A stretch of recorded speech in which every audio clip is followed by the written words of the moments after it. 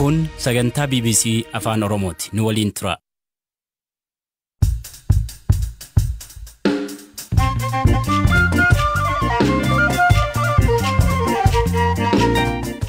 Akka mooltan dhaggeeffattoota keenya tamsaasni BBC Nairobi irraa kallattiin isin bira ga'u amma eegaleera. Har'a qabiyyeen suneeffanne ajajaan waraana hidhattoota TPLF Jeneraal Tsaadqaan Gabratinsaa'ee jalqabumarraa kaayyoo Finfinnee galuun qabnu ture jedhan.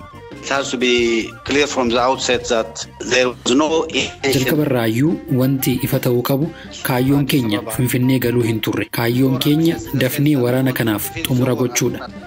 Waamichi waraana dhaabuu TPLF irraa dhiyaate haala jiru garamitti geessuu malaa kan jedhu irrattis sagantaan keenya yaada ogeeyyii qaba.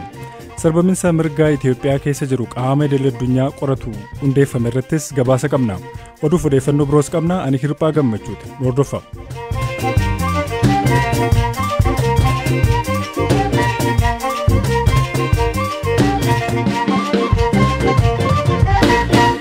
Itoophiyaatti qorannoo koronaa vaayirasii sa'aatii 24 keessatti taasifameen lakkoofsi namoota vaayirasichaan qabamanii inni olaanaan galmaa'u ministeerri fayyaa ibse. Qorannoo kibxata kaleessaa taasifameen namoota 2323 irratti vaayirasichi argamu ministeerri fayyaa Dr. Liyaa Taaddasaa ibsaniiru. Gosti koronaa vaayirasii haaraan torbanootaan dura Afrikaa kibbaatti argame Omikroon tamsaa'inni isaa kan duraa caalaa yaadni jedhu guutuu addunyaatti dhagahamaa jira. Ofii gosti haaraan kun amala haaraa akkamii qaba? Sweden University Maldaraanitti qorataa fayyaa hawaasaa obbo Bantii Galataa gaafanneerra. Vaayirasiin tokko gosa jijjiirata yeroo yerootti akkaataan itti jijjiiramu sun immoo haala haaraa isa mudatetti ofiisaa qopheessuu fi haala sana keessatti ofii haala mijataa barbaaduu fi akkaataa jireenya isaa akkaataa seeliinsaa duraa booddeedhaan walii wajjin tarreeffama sana sirreeffachuu danda'a. Isarraan kan ka'ee vaayirasiin Omikroon jedhamu kun uumamee jira. Muteeshin jedhama afaan Ingiliffaatiin. Egaa hamma yeroo dhiyootti hamma guyyaa kaleessaatti wanti adda isa godhu beekamuu hin dandeenye ture. Akkuma isa kanaan duraatti ilaalama ture. Faffaca'insa isaas salphaatti isa gara biraatti xinnoo faca'uu danda'a kan jedhu tokkotu yaaddoon jira ture. Gabaasa har'a Afrikaa kibbaarraa argameen garuu vaayirasiin kuni namni vaayirasii kanaan qabame vaayirasii isa biraa waliin yookiin deltaa fa'aa wajjiniin gaafa wal dorgomu dhukkuba cimaa hospitaala isa gashu argachuudhaaf naannoo persentaa 80 hir'uu ta'a yookiin immoo fooyyee qaba jechuudha namni vaayirasii kanaan qabame isa gara biraa wajjin gaafa wal bira qabamu. Kanadha wanti adda isa godhu amma yoonaatti beekumsa amma yoonaa jiruun kan argame jechuudha. Tole gosti koronaa vaayirasii kan amma dura ture namatti gargari amalli agarsiisu carraan balaa du'aatii fi dhibee cimaatiif saaxilus namatti gargari.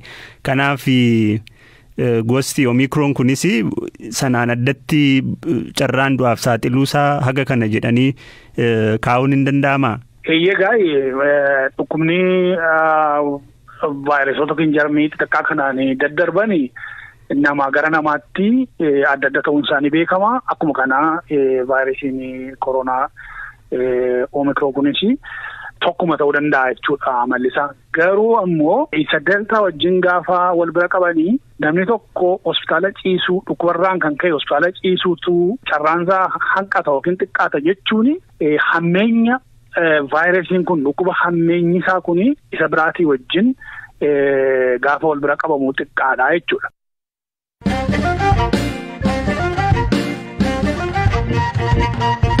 Gara qabiyyee ittaanutti ceena jimaata darbe koomishiniin mirga namoomaa dhaabbata biyyoota gamtoomanii dhimma Itoophiyaa irratti yaa'ii taa'een sarbaminsa mirgaa Itoophiyaa keessa jiru qaama idil-addunyaa qoratu hundeessuudhaaf yaada dhiyaate raggaasisee ture. Mootummaan Itoophiyaa qorannoo qaamni kun gaggeessu akka hin simannee fi waliin akka hin hojjennes beekseera. Murtoon kun Itoophiyaaf hangam yaaddessaadha. Gorsaa dhimma heeraa ijaarsa nageenyaaf dimokiraasii Dr. Adam Kaasee Neezerlaand irraa gaafanneerra. ሁለት ነገር አለ። አንደኛው በኢትዮጵያ በኩል ጉዳዩ እንደ ከሰብአዊ መብት መጣስ እና ከጦርነት ወለማት ጅራ ተቆፋ ጋማ ኢትዮጵያቲን ወራና ወሊ ወልቀበቴ ምርግና ሞማ ሰርበሞ ቶንታኒ ሞቱማን አሜሪካ ፊ ጋምታን አውሮፓ ምርግና ሞማ አካ አጀንዳ ሳኔቲን ቤክሲፋቹቲ ቲን ገርጋራማኒ መናጀሩዳ ለማፋን ኮሚሽኒን ምርግና ሞማ ኢትዮጵያ ፊ ኮሚሽኒን ምርግና ሞማ ዳባተ ቢዮታ ጋምቶማኒ አማ ወጣበጂቲ ወንታ ጅሩ ወሊን ካን ገመገማኒዳ Kanarras darbee waliin hojjechuuf wayita jiranitti adeemsi sochii sana gufachiisu karaa biraatiin dabalamuun adeemsa nageenyaa gufachiisuu danda'a. Dhiibbaan mootummaa Itoophiyaa irratti qabaatu dhiibbaa siyaasaati. Tokkoffaa Itoophiyaan koomishinii hundeeffame waliin hin hojjedhu jechuu yoo tarii itti fuftee kana sababeeffachuun biyyoonni lixaa tarkaanfii fudhanna jechuu malu.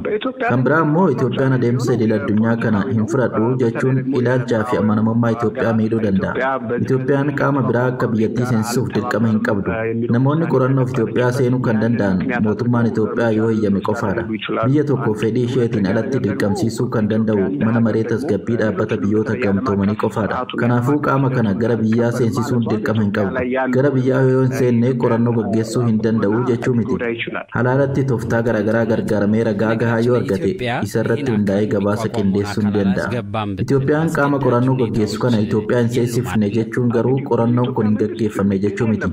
Manni maree nageenyaa dhaabbata biyyoota gamtoomanii qaamni qorannoo gaggeessu qorannicha akka itti fufan yookaan dhiisan ajajuu danda'a. Mootummaan sirna sarbamiinsa mirgaa ittiin hordofu amanamaa qabaachuun qaamolee sadarkaa idil addunyaa yoo amansiise tarkaanfichi duubatti deebisuun ni danda'ama.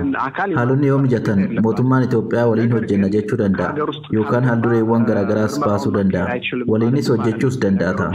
Itoophiyaan qorannoo kana kan didde qaamoleen ajandaa sana eegalan miira gaarii irraa ka'uun miti yaada jedhu irraa madde. Koomishiniin mirga namummaa Itoophiyaa fi koomishiniin mirga namummaa dhaabbata biyyoota gamtoomanii qorannoo waliin gaggeessuun gabaasni bahee ture. Ameerikaa fi gamtaan Awurooppaa kan isaan barbaadan wanta isaan jedhan kan dhugoomsuu barbaadan. Kana jechuun kaayyoon isaanii dhimmicha qorachuu qofa osoo hin taane waa barbaadan argachuudha. የአሜሪካና የአውሮፓ ህብረት የተለያዩ ድርጅቶችን የሚፈልጉት እነሱ የሚሉትን አይነት ውጤት ለማግኘት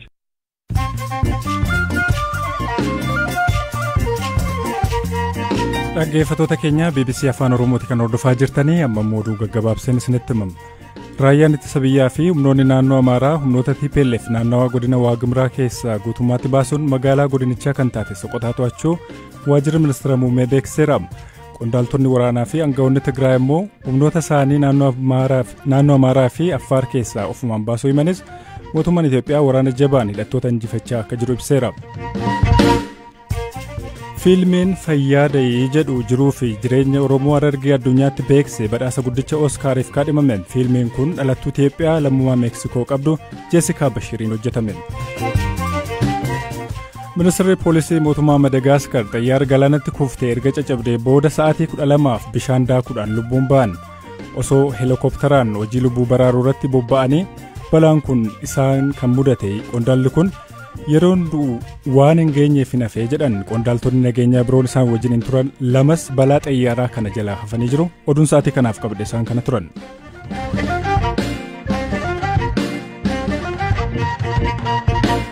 Gara qabiyyee sattaanutti ce'a.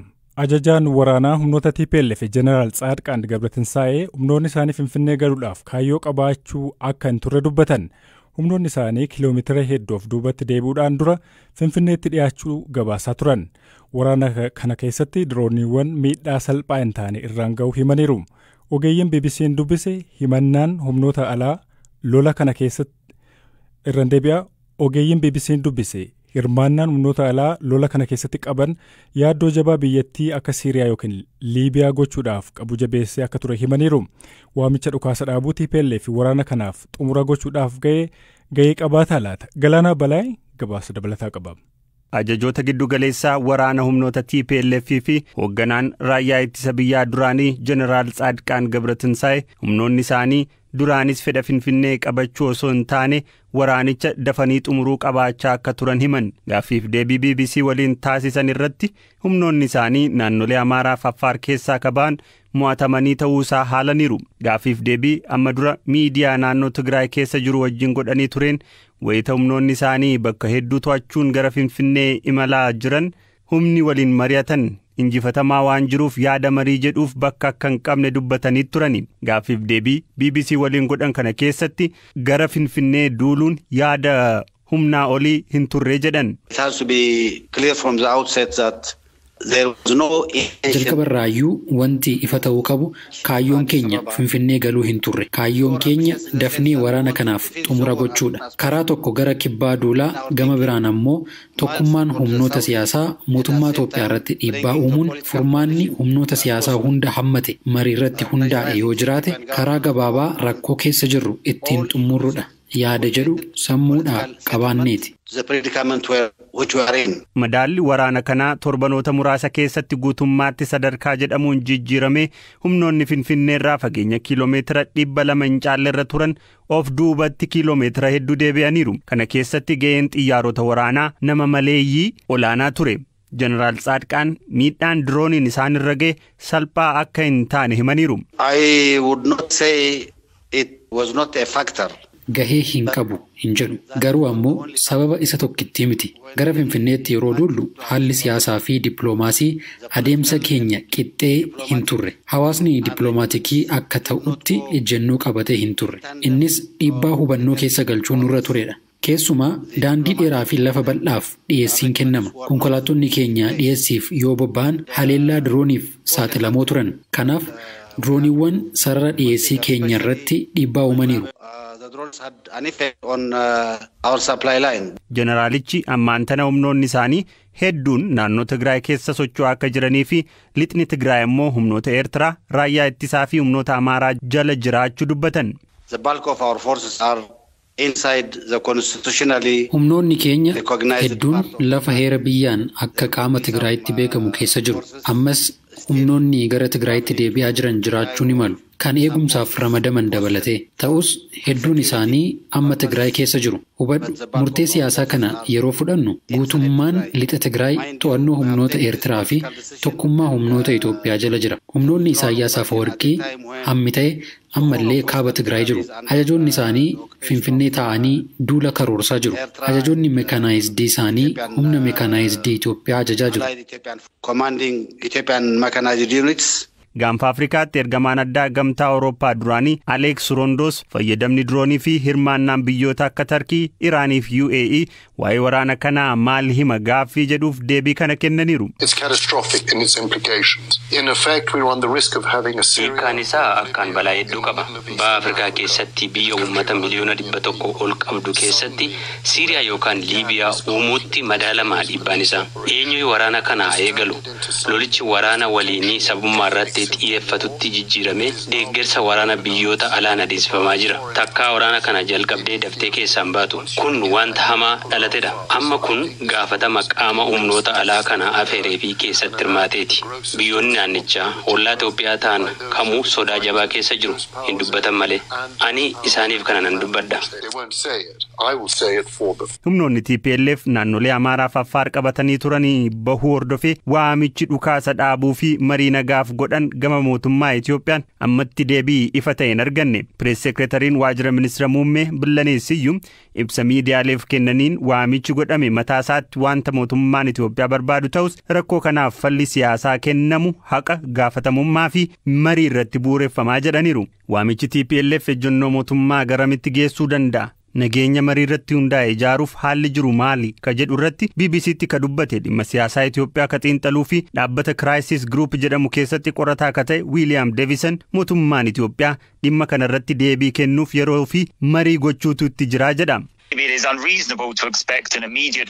Atattamatti mootummaa federaalaa Itoophiyaa irraa deebii eeguun sababa gahaa hin qabu. Mari'achuu qabu. Haalicha ilaaluu qabu. Mari'atanii deebii isaanii kennu. Wanti barbaachisaan carraa nagaaf dhiyaate kana fudhachuun dhukaasa dhaabuu waliigaltee irratti hundaa irra ga'uudha. Dhuguma amma mootummaan olaantummaa argateera. Kuni garuu deemsa nagaaf danqaa ta'uu qabu. Yaaliin kamuu irra deebiin Tigraay galuu bu'aa ammaan duraan wal fakkaatu qaba. Yaadni akka kanaa waraanni ji'ootaaf tarii immoo waggootaaf akka itti fufuu taasisa. Biyyootni lixaa fi hawaasni idil addunyaa waraanni Itoophiyaa akka karaa nagaa xumuramu waamicha wayita gochaa turanitti wanni gaafachaa turan keessaa tokko humnootni TPLF naannolee weeraraan qabatan Amaaraa fi Affaar keessaa bahuudha. Amma humnoonni TPLF naannolee kana keessaa bahuun isaanii hawaasni idil addunyaa yaada dhukaasa dhaabuu fi marii eegaluu laalchisee mootummaa Itoophiyaa irratti dhiibbaa akka godhan taasisaa jedha William. sagantaa keenya har'aa kanumaan xumurraa isa dura garuu odeeffannoo dabalataa hedduu marsariitii fi akkasuma toora feesbuukii keenya irraa kan isin argachuu dandeessanii sagantaa har'aa kan qopheesse Galaanaa Balaayii kan isin dhiyeesse Hirphaa Gammachuuti waan nu caqastaniif galata guddaa qabdanii iddoo nagaa bulaa.